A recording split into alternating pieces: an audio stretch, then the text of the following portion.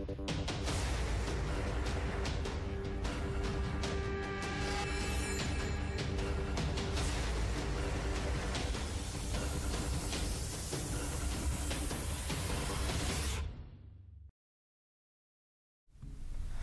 how's it going, everyone, and welcome back to another episode of the CSPN podcast, your podcast for all things Chaminade.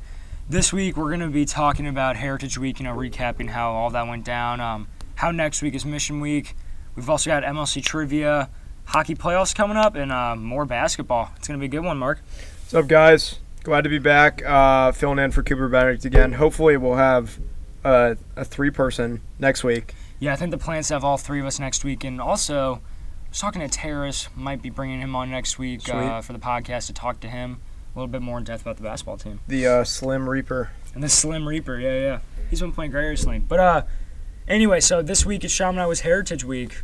We started out with Chaminade Jersey Day, and then Tuesday was Suits. Yesterday was Dress Like Your Dad Day. And today was McBride Day. Yeah, it was actually a pretty good week. We tried to supplement homecoming week with Heritage Week this year, being that we didn't really have a homecoming week. And, yeah, so I think it went great. Monday was a good success. Everybody wore their Chaminade stuff. Tuesday, we didn't have really a lot of leeway since we had the prayer service. So everybody was in coat and tie. And then Wednesday, I think that was my favorite day, being that I am the two-time Chaminade hot dog eating contest winner. Me and Tywin from Mo's Meta Group, I forget his last name, but this kid killed it. I mean, he was, last year I had won the homecoming hot dog eating contest, and I think I put down, like 5 dogs in 2.5 minutes or something like that. Yeah, that was electric. I mean, this kid made me look like a chump. This man downed 5 dogs by the time I was through 3, and the way it was set up was it was a 2-person event, and you had 8 dogs, and it was whatever team finished their 8 first.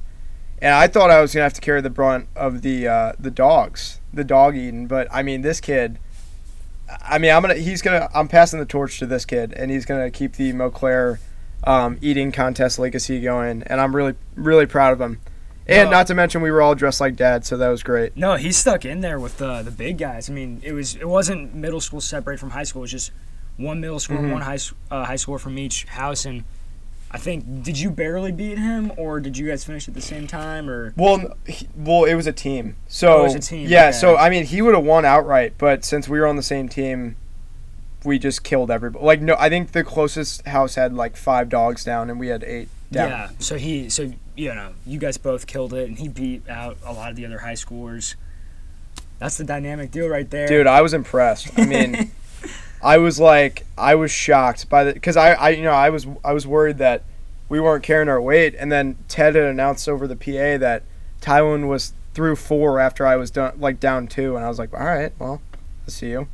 Respect. Not gonna lie, the announcers weren't doing a very good job, though. It was kind of hard for me to follow what was going on. I thought it was entertaining. I felt like it was really rushed, and I feel like we could have gotten a lot more production out of it. There was no build up. It was just it was very it seemed very unprepared. Yeah, I don't know. I just was frustrated because I was like, why are we rushing such a great part of Chaminade history? Mark's going back to back 2-time champ. And we're just we can't even sit here and just, immerse ourselves in it. No music, no build-up. It's a little frustrating, but, it's all right. I got my belt. That's all I really care about. See, in the future, I would like it if that was advertised more, too. I don't think anyone even knew that was coming up until the teachers put it on in Mentor Group. They should have flyers for that. I agree. Hot dog eating contest. That's just, that's one of the, coolest things I think we do. Yeah, it was easier, like I said. Well, actually, last year was the first year we had actually ever had it. But it was a lot, even then it was kind of not very advertised, but it was a lot easier to advertise then just with COVID not really being a thing. But, yeah, I agree. I feel like it was very under the radar, which is kind of frustrating. Yeah, well, anyway, I think Heritage Week was a good substitute for Homecoming Week. Obviously it wasn't as big and as fun as it usually is, but we did the best we could with what we got. So, I mean, can't complain. Yeah, I agree. And today was McBride Day, so orange and green. That was a good turnout. Yep. And tomorrow is your house shirt or house polo with spirit wear shorts. So. Oh yeah, that's another one of my complaints. Why the heck was that not worth house points? That's all I know.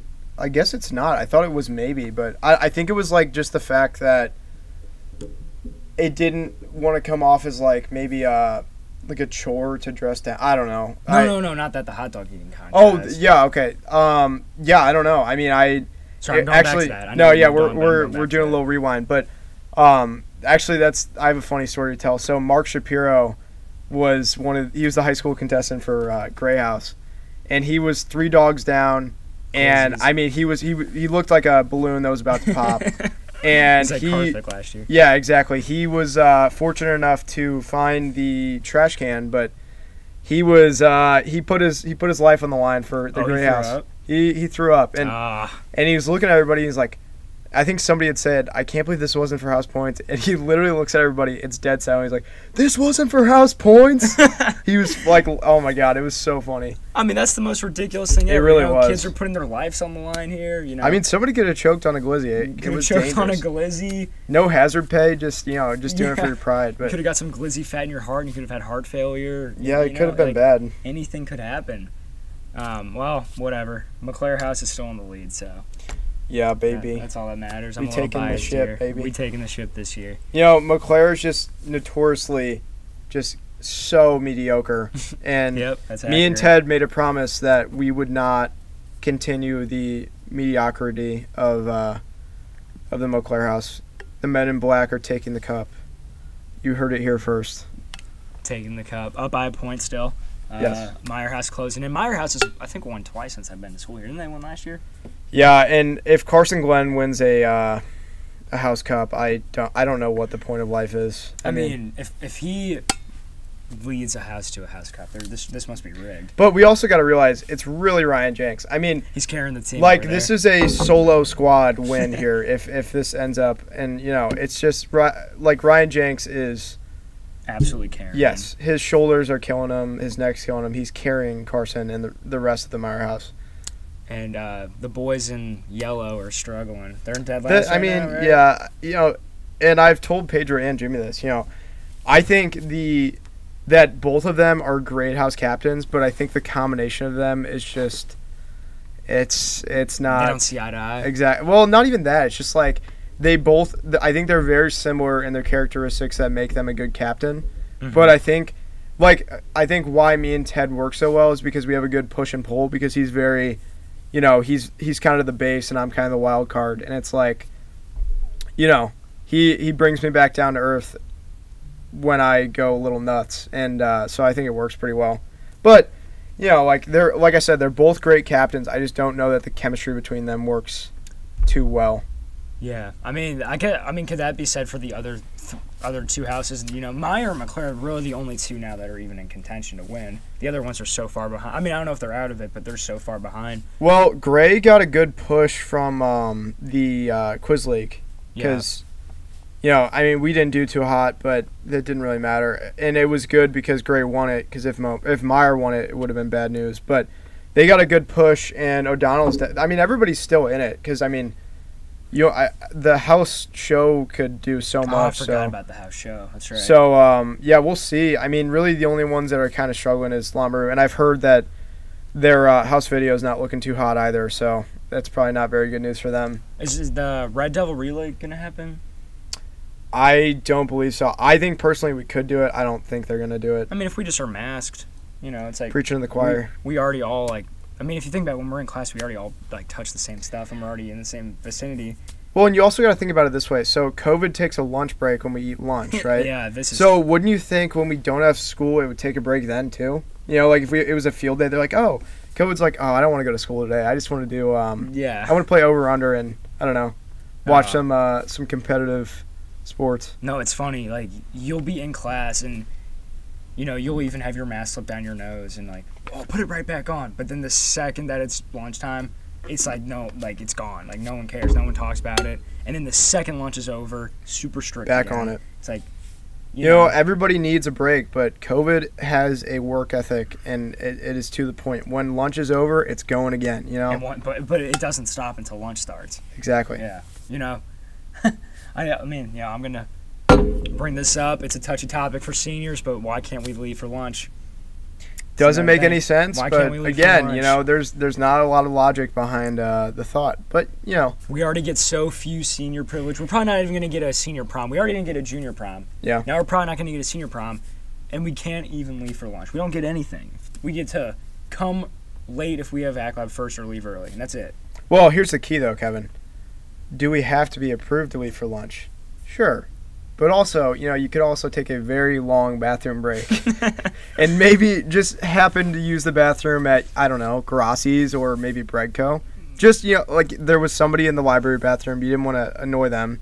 So you're just like, I'm going to go take a drive down Lindbergh to, I don't know, Breadco to use the bathroom. Yeah, maybe. Maybe I'll I may buy have, a sandwich while I'm there. I may or may not have gotten a broccoli cheddar bread bowl while I was on my way to the bathroom. I don't know. I didn't ask questions. I just ate it. Maybe it happened. No, I mean, that could happen. But, you know, if a teacher comes in the library looking for you and you're not there, that is stinky. Some eyebrows are going to start getting raised. And, you know, when you show up 30 minutes later with some crumbs on your lips, you know, there's some questions evidence are there. going to be asked. Yeah, can't really get out of that one. Well, anyway, moving on. Next week is Mission Week. Yeah, so it looks like there's a number of dress down days. Oh, more dress down days. Yeah, Very which cool. is kind of nice. So day one, which is Monday, is pajama day. This says pajamas, sweatpants may be worn, no tank tops in all caps. No tank tops. Oh, I was planning on wearing those. Yeah, that's unfortunate. Every day, and then it looks like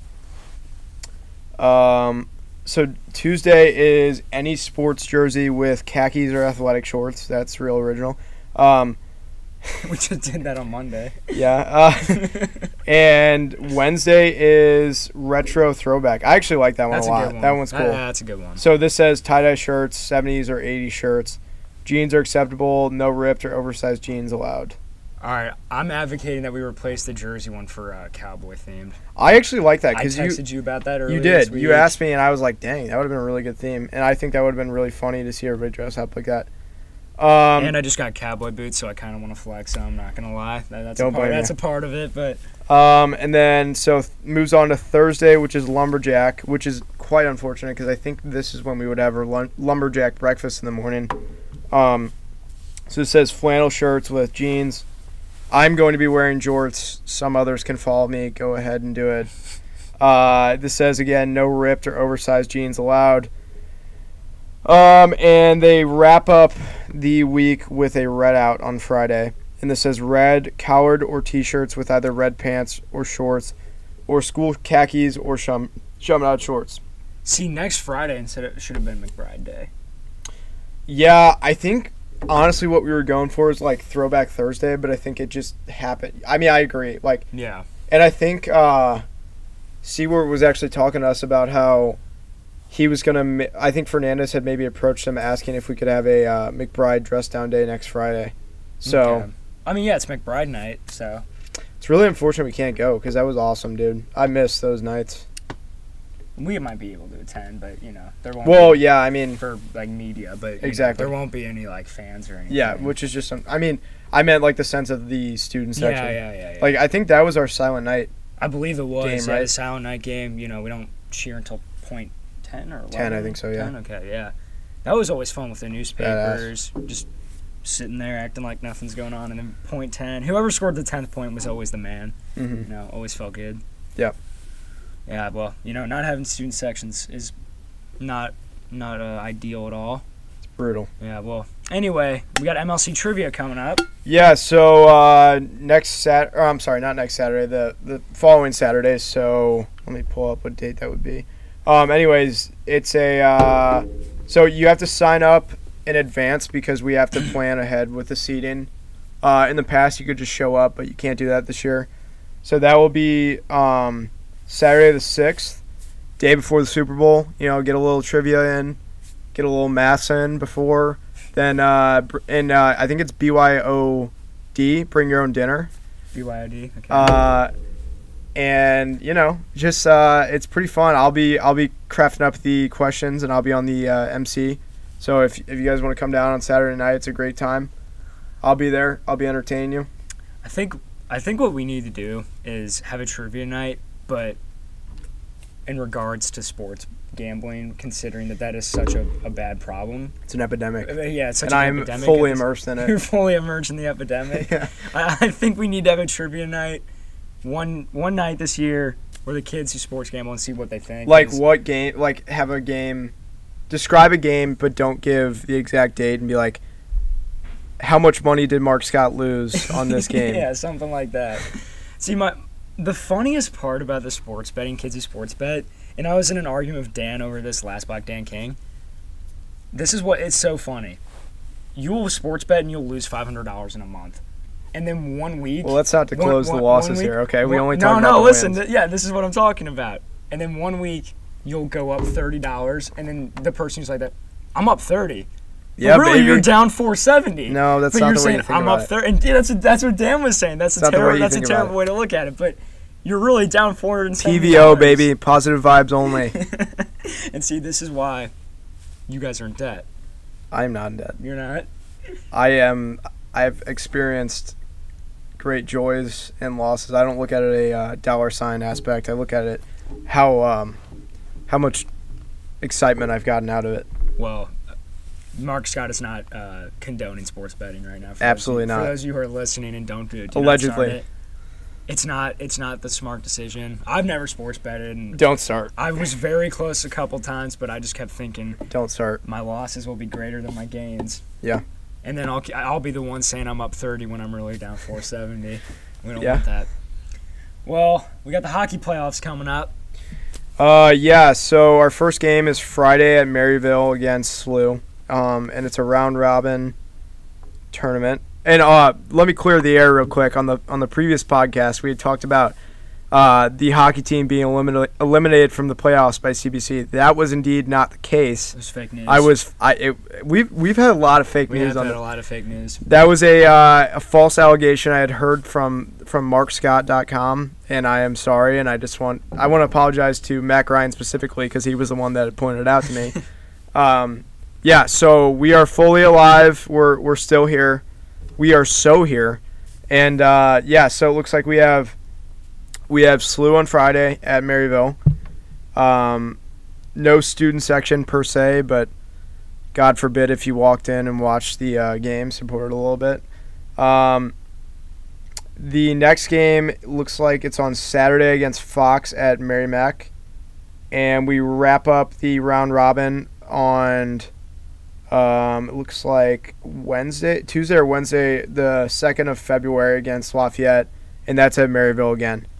So, watch. I'll be doing most of the broadcast, so I'll entertain you and, just support the hockey team. It's really frustrating. I know we talked about it last time, but hockey was by far my favorite sport to go to, and it sucks that we can't go.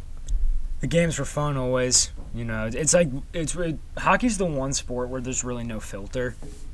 You can be in the student section. You can say a lot of stuff that normally you wouldn't get away with. Agreed. You'll see a guy like, Michael Shannon go and slam a guy into the boards. And, it's like you don't see that in other sports. Shanny was a monster. Yeah, number 95 on the ice. I mean, number one in our hearts. Dude, that kid, he had a fire lit under somewhere during the games. I mean, like literally that dude, he could get going on the turn of a dime.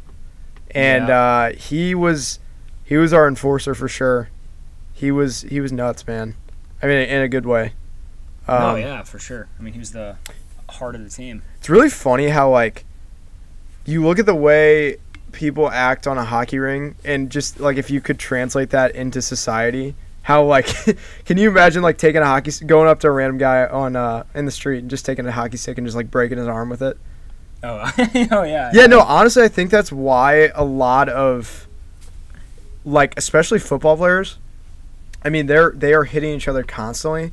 So, I mean, it's kind of hard to, like, just shut that off, you know what I mean? Like, and for example, I don't really want to talk about it too much, but I don't know if you saw that Seahawks lineman who just got a domestic abuse charge. Mm-hmm. Yeah, it's really. I mean, it was so sad and just terrible. And I think that's that's one of the issues. It's like it's hard for them to turn off that switch. You know what I mean? Yeah, I mean, you know, they're so used to doing violent stuff. Well, and that's just where your brain's at. I mean, yeah, it's sad. And I mean, I'm sure CTE was a factor in it as well, which is very unfortunate. But imagine if everyone talked like hockey players. Like you're just walking down the street and you're like, "Hey, buddy, you wanna go grab a couple twigs and go toss the puck around?" That'd be hilarious, like, dude. Hey, boys. Society would still be trying to figure out what the wheel is at that point. Love the way or especially like Canadian hockey players. Mm-hmm. Then you'll get the Americans who play hockey and then they try to act Canadian. Yeah, it's hilarious. Just be yourself.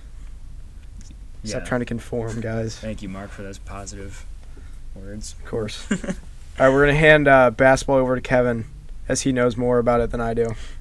Yeah. Well, anyway, the basketball team's still on a roll. I think we're now 8-1, 7-1 or 8-1. Who'd we lose to?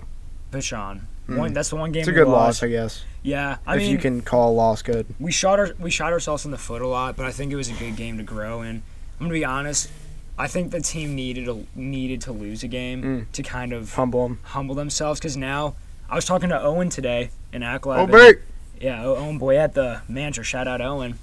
Shout out all the managers out there. It's a hard position. Yeah, but anyway, I was talking to him and he was saying that if the team plays their cards right and plays the way that they are capable of playing, there's no reason that they should not, go all the way. It's great to hear. Yeah. And it's really unfortunate because last year that's how it was, but we got cut off because of COVID in the Final Four, I think, right? Yep. Yeah, that was brutal too because those guys, that team worked so well together. And there was a healthy balance of old guys and new guys, and it just got ripped out from under them. Yeah, I think so we were going to play CBC, and I know they had Caleb Love and Mike West and a couple other seniors who were really good, but it is very hard for a team to beat a team 3 times in a row, especially when you're a rival, like an MCC rival. Yeah. And they had beat us the 2 times prior, and they were good games. The end score of them doesn't really translate what it was really like. Like usually with a few minutes to go, it would be within a 5-point game, and then we'd either have to start fouling or we'd have to start taking some not so great shots because we had to come back. But I still believe that we would have won that game. Yeah, and you always play rivals to a different level.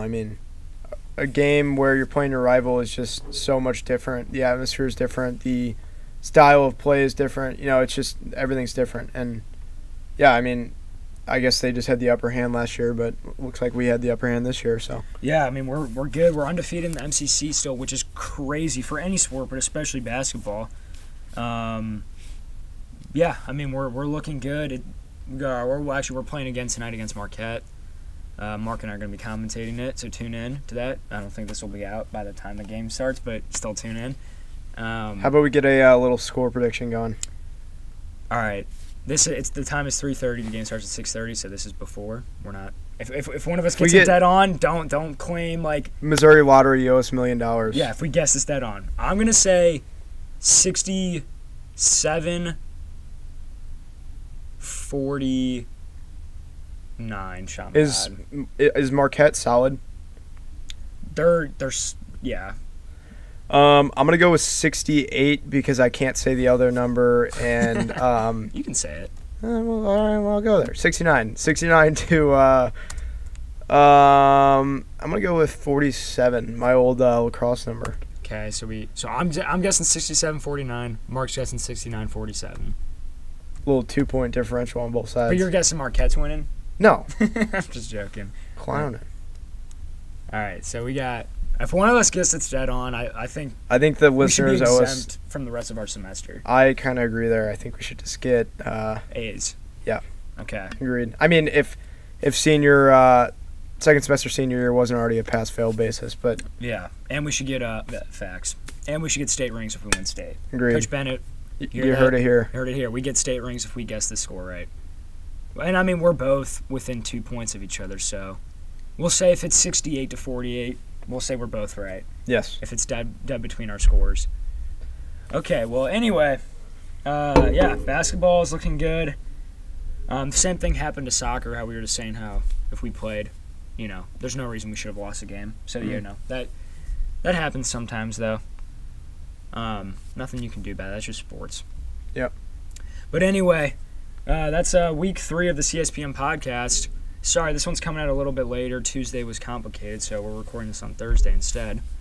But we'll be back next Tuesday, possibly with Terrace Reed to talk about the team and how everything's going. That would be electric. And Cooper Benedict will hopefully be here. So it'll be me, Mark, Cooper, and Terrace. Full house. But if neither of those two can make it, it'll be me and Mark again. And we'll be here thinking of things last minute to talk about like we did today. Of course, that's how we roll. It's how we roll. But anyway, thank you guys for listening. And we'll see you next week. All right, see you fellas.